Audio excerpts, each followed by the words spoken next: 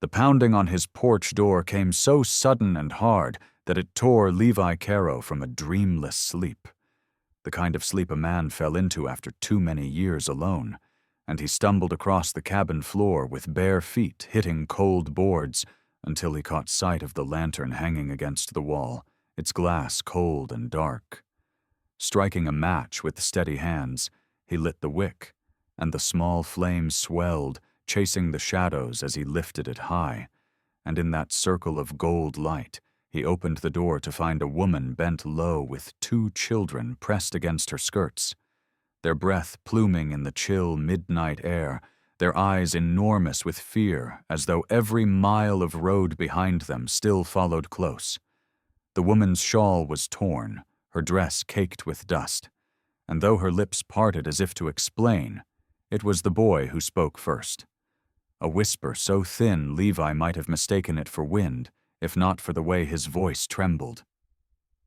"Sir, please, we have nowhere to go." For a moment, Levi's own breath caught in his throat, for he had known nights of emptiness so deep that he sometimes believed no living soul would ever call upon him again. And yet here they stood, 3 shapes from the darkness, asking him to decide if they belonged. He studied the small girl clinging to her mother's skirt, hair matted from tears, eyes fixed not on him, but on the lamp he carried, as if that fragile glow were the only thing keeping them from vanishing back into blackness. The weight of their desperation pressed hard against the silence, and Levi felt an old ache stir, one he thought he had buried when the war ended, and left him nothing but land too wide for one man's shoulders. His first thought was of risk, how a lone woman and children at his cabin would rouse gossip, how men in town would twist stories, how even kin might come to claim them by dawn. But when the boy reached forward as though drawn to the lamp, Levi's choice was made. He lowered it gently so the glow washed across their faces, and in that light he saw bruises faint on the mother's wrist where the shawl had slipped, saw the way her shoulders hunched as if she expected to be struck again, and something inside him burned hotter than the flame in the glass. The wind creaked the porch boards, urging him to answer, and at last he opened the door wide enough for them all, his voice rough with a certainty he had not known in years. "No one leaves tonight?" The words seemed to halt the children's shivering, seemed to lift the woman's head as if she had forgotten what it felt like to be claimed safe. And in that moment Levi knew the lamp in his hand was more than light. It was a promise, fragile but burning, and whatever trouble followed them down that road, it would have to face him first. Levi carried the lamp into the kitchen, its circle of gold light pushing back the shadows that clung to the rafters, and set it upon the scarred pine table while the woman ushered her children inside, their bare feet silent against the floorboards, as though afraid even wood might protest their trespass. And for a moment all 3 stood stiff near the door, as if ready to flee at the first hard word. He reached for a loaf of bread wrapped in cloth from his own supper, broke it in his calloused hands, and slid the larger piece toward the boy, who seized it as though every hour of hunger rose at once, chewing with frantic gulps until his shoulders sagged with relief. The girl clung to her mother's skirt until her mother lifted her onto a chair, brushing stray hair from her dirt-streaked face. And when Levi poured water from a jug into a cup and pushed it toward her, she did not drink, but stared only at the lamp, as though its flame alone kept her alive. Levi noted the mother's silence, the way she tried to hold her shawl tight over her arm. But when she reached to slice bread for her daughter, the fabric slipped and the bruises glared dark in the lamp's glow. Finger-shaped, cruel, too fresh to be mistaken for accident. His jaw clenched so tight it ached, and though every instinct urged him to demand names, he knew pressing now would break her fragile courage, so he merely placed a hand against the table and said low, "Steady. You'll eat here, and you'll rest here till morning." The mother's lips parted as if to protest. But then the girl leaned against her, and the woman swallowed her words, bowing her head in weary surrender, her shoulders trembling not from cold, but from the sudden strangeness of safety. Levi stepped to the hearth, stirred embers until a fire sparked and smoke curled upward, and when warmth spread across the room, he set a pot with the last of his beans to boil, the lamp steady beside it, holding back the deep dark that pressed against the window panes. As silence settled, broken only by children chewing, Levi studied the woman more closely. Her face thin with hunger, yet lined with dignity. Her hair pinned hastily as if she had fled without care for anything but survival. Her eyes never rising to meet his, as though afraid of what mercy might cost. He wanted to ask if a husband lived or lay in the grave, if kin nearby would claim them, if she had fled from some law, but something in the stoop of her shoulders warned him that questions would scatter her like wild birds, so he held his tongue. Instead, he moved to bar the door with an iron latch, each sound of wood and metal locking them further into the circle of safety. But just as he stepped back, the floorboards above groaned with a sound he had not heard in years, a long creak that froze him in place, for there was no second story in his cabin, no loft to explain the weight above, only rafters and roof. The boy looked up mid-bite, eyes wide, and the mother clutched her daughter closer, whispering in terror, "He followed us." Levi's hand fell instinctively to the rifle propped against the wall, his knuckles whitening around the stock as the lamp's flame wavered with the draft. And in the uneasy hush, he thought he heard the faintest echo of boots on wood, heavy, deliberate, drawing closer. Levi did not move at once, his grip steady on the rifle, though every nerve tightened beneath his skin, the lamp's glow trembling across the kitchen as if sensing the weight of their fear. And when he stepped slow toward the wall, he realized the sound had not come from above at all, but from the shutter banging loose against the night wind. With a firm shove, he sealed it shut. The draft stilled, and the only sound left was the crackle of fire and the uneven breathing of the woman and her children.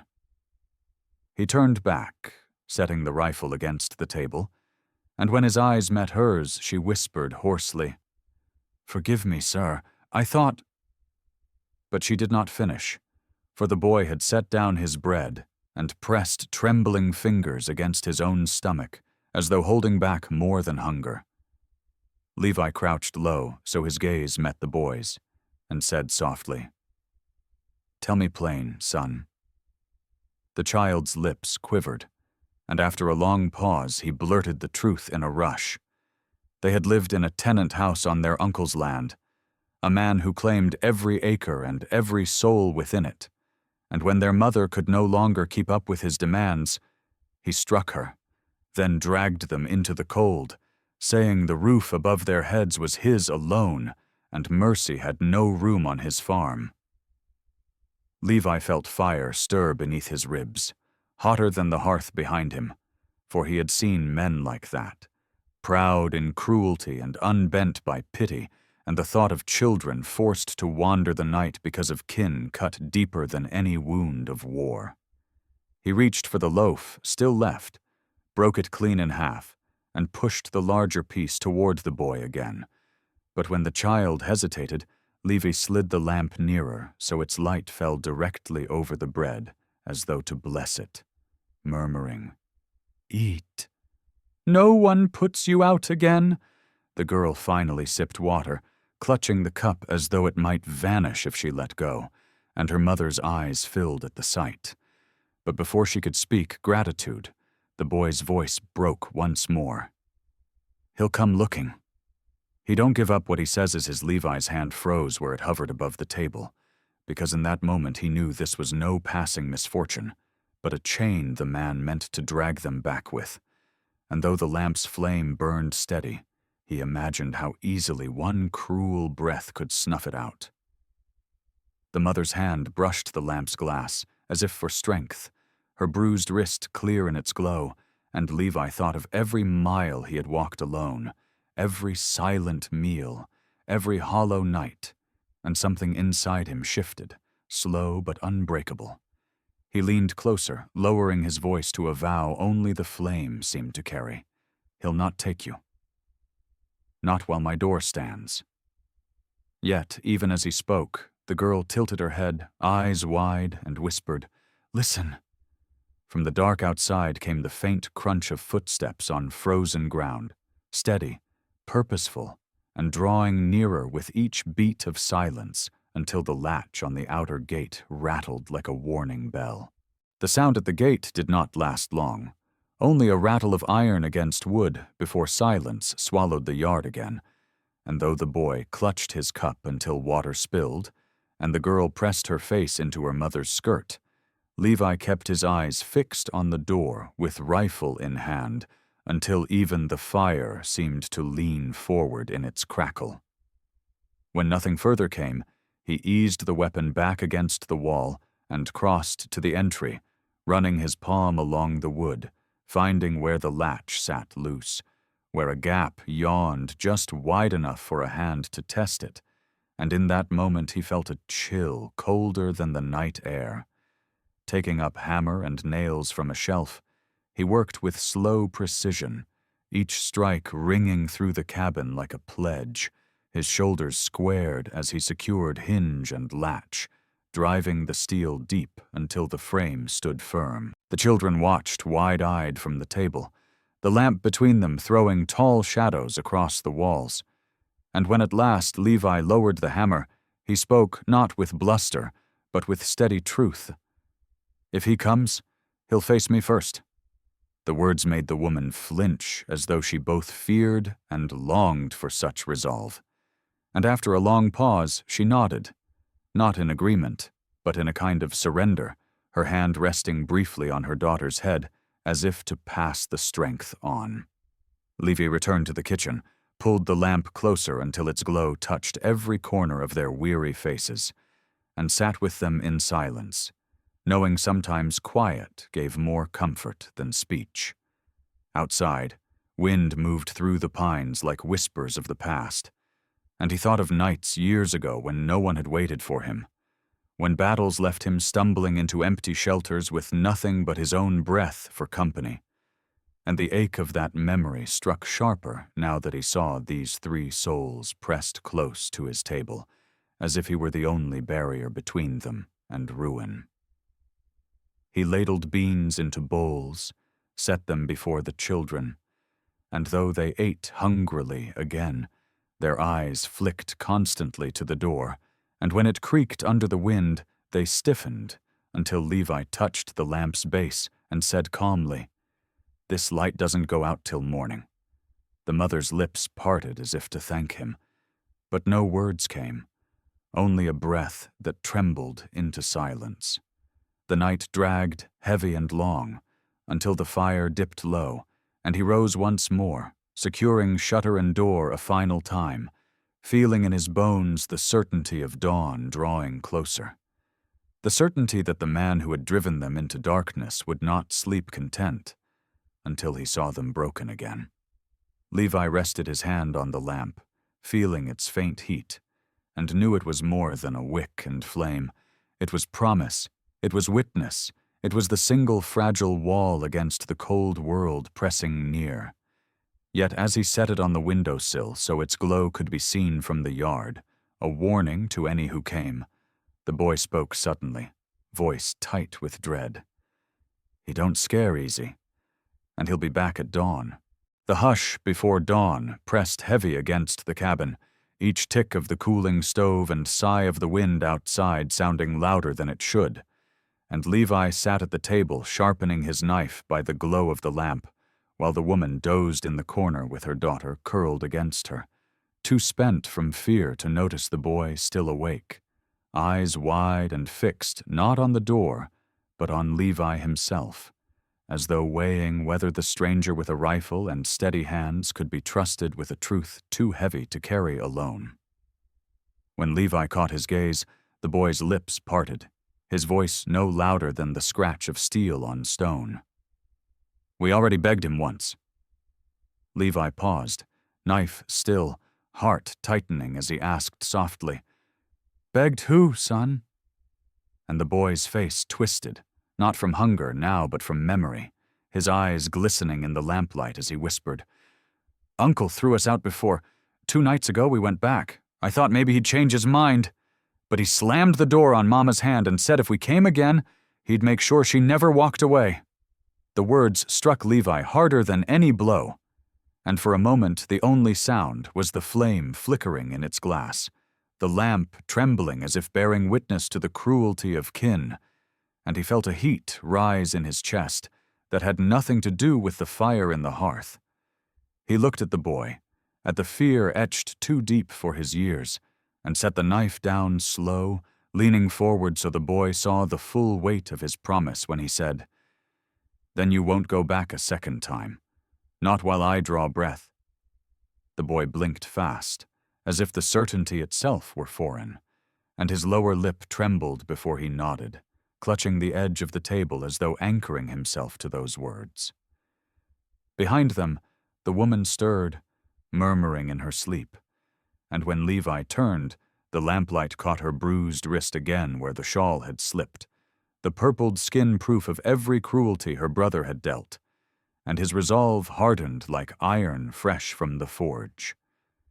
Rising, he lifted the lamp from the sill, carried it across the room, and set it upon a shelf above the children's makeshift bed, so its light would guard them through the remainder of the night. The small girl stirred, eyes fluttering open, and when she saw the lamp glowing above her, she smiled faintly before drifting back to dreams, and Levi felt something unfamiliar swell in his chest, a fragile hope that even broken things might be made whole again under steady flame. But just as he allowed that thought to settle, the boy's head jerked toward the window, his voice sharp now, "Listen, he's here!" From the yard came the crunch of boots on frost-hardened ground, heavier than before, deliberate and unhurried, and the unmistakable groan of a wagon wheel rolling to a stop, the kind of sound that carried not hunger or pity but claim, as if a man had arrived to collect what he believed was his. Levi's hand closed around the rifle again, and the lamp's glow danced against the glass as if bracing for a storm that had finally come to the door. The wagon's groan outside faded into silence, but the knowledge of its presence lay heavy in the cabin, pressing against every breath as if the very air had thickened. Levi stood motionless, rifle in one hand, lamp in the other, the flame quivering as though it too felt the nearness of the man who had already stripped this family of dignity once, and now lingered at the edge of their new refuge. He moved quietly to the door, peered through the narrow crack between shutter and frame, and though the night was still dark, he caught the outline of a hulking figure climbing down from the wagon, lantern in his grip, its harsh light swinging like judgment across the yard. The man set it on the fence post as if staking a claim, then turned toward the cabin, but instead of advancing he sat on the wagon bench again, hat pulled low, as if he meant to wait until morning light made his intrusion bolder. Levi returned to the table, setting his rifle across it, then drew the latch firm so the wood would hold, and when he turned, he saw the woman awake now, eyes wide, hand pressed over her daughter's mouth to stifle whimpers. He crossed to them, placed the lamp on the floor beside their bedding so its glow fell over their faces, and spoke low, steady, "He's out there, but he won't cross this door without meeting me first." She shook her head, whispering, "He'll come at dawn, with men, maybe with the law," and her voice cracked with dread. But Levi only answered, "Then dawn will see who has the right to stand in this house." He left her no chance to argue, moving about the room with deliberate care, shoving a trunk against the back door, tightening the shutters, laying extra wood on the fire, each act a declaration that this was his ground now, and none would take from it while he drew breath. The boy rose quietly to help, carrying a small stool against the side window, and though his hands shook, Levi placed one heavy palm on his shoulder and said, Courage ain't never the absence of fear, son. It's standing anyhow." The boy straightened, eyes wet but steady, and for the first time, Levi glimpsed the faint outline of the man he might one day become, if someone gave him the chance. When the room was secured, Levi returned the lamp to the table, its glow steady between them all, and sank into a chair, the rifle across his knees. Silence stretched long, broken only by the crackle of firewood and the faint creak of wagon wheels shifting outside as the horse stamped against frost. The woman leaned forward, whispering with the weight of a secret she had borne too long. "He means to break us, not only for debt, but because I refused him when my husband died. He said I owed him everything, body, land, even my children. That is why he cast us out." Levi felt his blood heat with fury, but he swallowed it down, for anger alone would not keep them safe. Instead, he leaned closer so his words cut through the dark, firm and unshakable. "No man owns what God made free, and no man takes what I guard." The lamp's flame flared as though agreeing, steady against the draft, and for a moment the mother's shoulders eased, her eyes shining with a fragile trust. Yet just as stillness threatened to settle, the horse outside snorted hard, hooves striking, and then the low drawl of a man's voice rolled across the yard like thunder, mocking, cruel. "Dawn's coming, Caro. Let's see if you can keep what ain't yours when the light shows all." The cruel voice faded into the cold, leaving the cabin shrouded in silence once more. But no one inside mistook that silence for mercy. It was the hush of a wolf circling just beyond sight, waiting for the moment to strike. And Levi felt its weight settle in his chest as he lifted the lamp from the table and carried it toward the children's makeshift bed in the corner. The flame glowed soft and steady above them, casting gentle halos across their small faces. And when the little girl stirred, her eyes fluttered open just long enough to catch the light before she whispered, "Mama, it's warm," and then fell back into sleep with her tiny hand clutching the blanket tighter. Levi set the lamp carefully on the shelf above them, ensuring the glow reached every shadow, and stood back with rifle in hand, his broad shoulders outlined by the fire's dim glow, a sentinel carved in flesh and will. The mother rose, crossing quietly to him, her shawl falling loose so the bruises along her wrist caught the lamp's glow. And though her voice shook, she whispered, "He'll bring others. He won't fight fair." Levi did not look at her, only kept his eyes on the shuttered window, and answered in a tone like iron, "Then they'll see a man who won't bow." She drew in a shaky breath, as though such certainty itself was foreign, and for a fleeting moment her gaze lingered on him with something more than fear, something that almost resembled trust. Outside, the wagon shifted again, boards creaking, horse snorting, and then came the crunch of deliberate steps in the frost, not one set, but two, then three, pacing slow around the cabin like predators testing the pen. The boy bolted upright from his blanket, eyes wide, and Levi raised a hand for silence, motioning him back down. He stepped closer to the door, pressing his ear to the wood, and heard the faint scrape of boots against stone at the back wall, then a low chuckle that made his grip on the rifle tighten. He turned just enough to catch the boy's eyes and mouthed, "Stay down." The lamp flickered against the draft, shadows stretching tall across the rafters like ghosts of old battles, and Levi felt every muscle in his body coil, waiting for the strike that never came. Instead, the footsteps receded, circling back towards the yard, until only the faint jingle of harness and the restless stamp of hooves broke the night.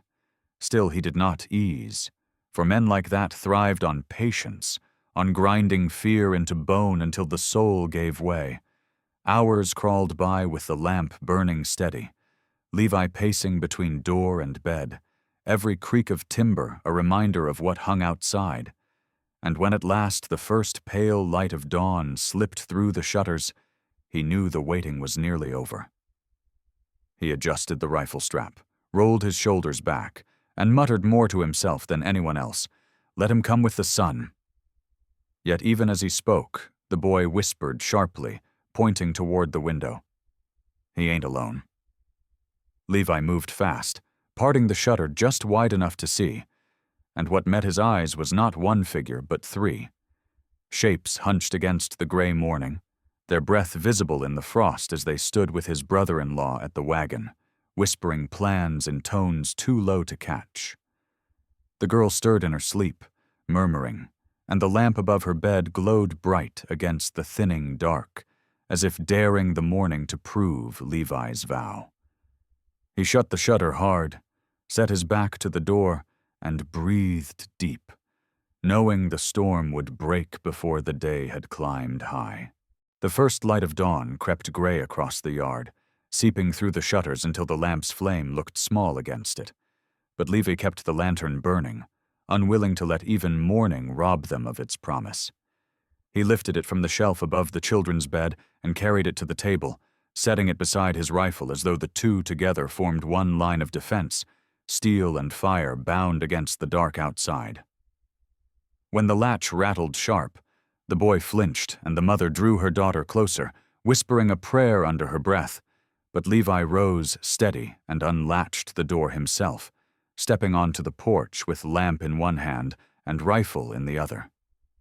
The yard stretched pale with frost, wagon hulking near the fence, horse steaming, and three figures stood with the uncle at their head, his hat low and his face twisted with smug possession, as though dawn itself proved his right to reclaim what he cast out. "Caro," the man called, his voice carrying loud enough for the neighbors' ears who had begun peeking from cabins farther off. "You're keeping what ain't yours. Blood or no, they belong under my roof." Levi set the lamp on the porch rail, where all could see its glow, raised his rifle not to aim, but to rest against his shoulder, and answered calm, though his voice cut like steel. "No man belongs where cruelty rules. Your roof shut them out, your hand struck them. Your claim died the night you cast them into the cold." Murmurs stirred among those who had crept into the lane, neighbors drawn by dawn's spectacle, eyes wide as they watched kin turned against kin, and the uncle sneered, gesturing at the children huddled inside. "You mean to say you'll take on debts and mouths that ain't yours? You'll house the useless, feed the unfit? Or maybe you want the woman herself, as every drifter does?" His words stung sharp across the air, and Levi's hand whitened around the rifle. But he did not fire nor curse. Instead, he reached for the lamp, held it high so the flame cast golden light across the porch, and said plain, "I want only what God's light shows fit. Innocents who need shelter, a woman wronged who deserves honor, and a roof where no child is beaten out into the night."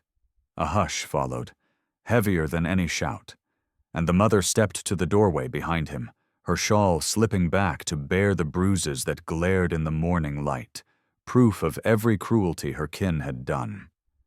Gasps rippled through the crowd, whispers rising, and though shame darkened her cheeks, Levi shifted the lamp so the flame fell on her face, not with pity, but with dignity, as though declaring her wounds themselves were witness against the man.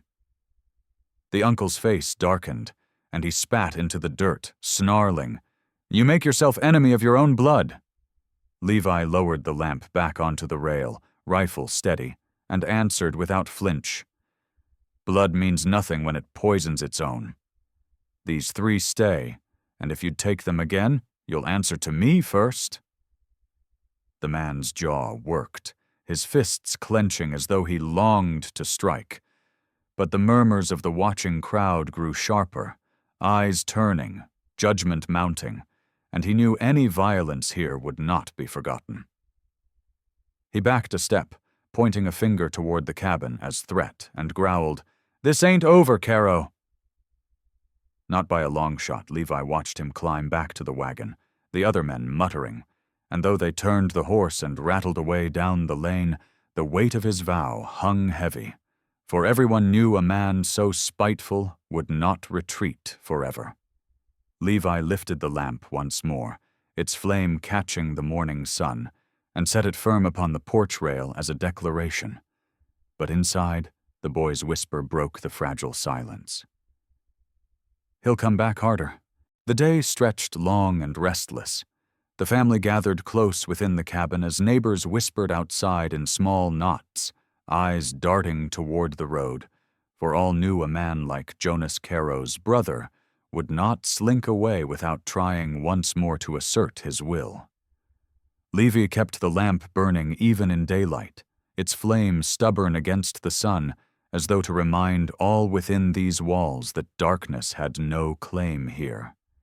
And as evening shadows stretched long across the yard, the sound of hooves returned. Heavier this time, wheels biting hard against frozen ruts until the wagon thundered to a stop at the gate. The children startled, clutching at their mother, but Levi rose calm, taking the lamp from the table and carrying it with him to the porch where he placed it on the rail once more. Flame steady, rifle in hand, shoulders squared. The uncle leapt down, face twisted with rage, two rough men at his side who looked less like kin and more like hired hands, their eyes sharp with greed. He spat into the dirt, voice rising to reach every ear in the lane. "Caro, you dare shame me before neighbors with lies?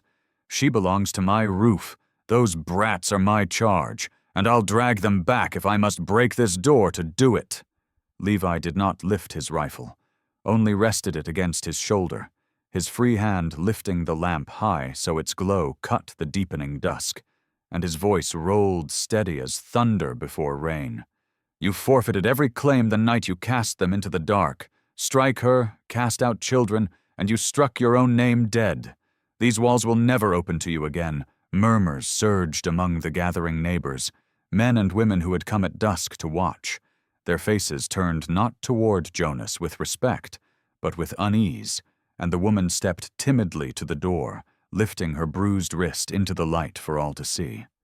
Gasps rippled through the crowd, whispers turning sharp. And though her shame trembled in her stance, the flame of the lamp fell across her face with quiet dignity, as if saying plainly she had survived and was no longer voiceless. The uncle cursed, lunging forward with hand outstretched. But before he could mount the porch, Levi lowered the lamp onto the rail with deliberate calm, cocked the rifle, and let the steel click echo loud enough to silence every voice. His words came slow, iron in every syllable. "One more step, Jonas, and this ground drinks your blood." For a heartbeat the yard froze, even the horse stamping in silence, and then the crowd stirred, men edging forward, women pulling children closer, all their eyes fixed on the scene. And Jonas saw in that moment that no neighbor would shield him, no tongue would call Levi lawless for this stand. His hired men shifted, their bravado faltering, and one spat, muttering, "Ain't worth it," before stepping back. Jonas's fury broke across his face, veins straining, but he could not move against the weight of every witness. He backed toward his wagon, his curses scattering into the cold night, and with each step the lamp's flame seemed brighter, steadier, until at last he hauled himself onto the bench and whipped the horse into a gallop down the lane. The dust settled, silence heavy, and neighbors began to murmur not with fear, but with approval. Some tipping hats toward Levi, others nodding at the woman and children, their judgment laid plain. The uncle's claim was dead. Levi lifted the lamp from the rail, held it high so all could see its glow, and though he spoke only 4 words, they struck with finality across the hushed yard. "They stay with me." Yet even as the crowd began to disperse, whispers of respect mingling with relief, Levi's gaze lingered on the lamp's flame, knowing the true vow was not yet spoken, not until it burned for them at nightfall under his roof forever. Night settled over the valley with a gentleness the day had not known, and for the first time in years, The woman felt her heart steady instead of racing in fear. Her children asleep under a roof where silence meant safety and not punishment. The lamp, placed on the table at the center of the cabin, burned warm and even, its light touching every corner like a benediction, and she found herself staring at it as though it were something holy. Levi sat across from her, rifle propped aside, shoulders relaxed now that the threat had been driven from the yard. But his eyes were not on his weapon. They rested on the flame, and then on her. For a long while, neither spoke. The only sound the children's steady breathing and the faint hiss of the wick, until at last she whispered, "I don't know how to thank you. You've given us back everything." Her voice broke, not with fear this time, but with the release of a weight too long carried. And Levi leaned forward, one hand brushing the lamp closer between them as though to draw her words into its glow. "You don't owe me thanks," he said quietly, his tone stripped of iron now, softened into something truer. "You kept them alive, with nothing but your will. I just carried the light a little further." She lowered her eyes, ashamed of the bruises she had tried so long to hide, ashamed, too, of the moments she'd believed herself worthless, and whispered, "I thought we were nothing but a burden. He said no man would keep us." Levi reached across, his hand rough from years of work, and rested it over hers where it trembled against the table.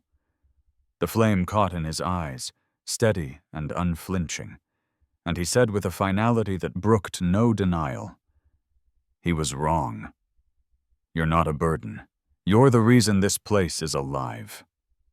For a moment, silence swelled between them, heavy with truth, until she dared to lift her gaze, and in his eyes she found not pity but reverence, a recognition she had not known since before her wedding vows had been twisted into chains.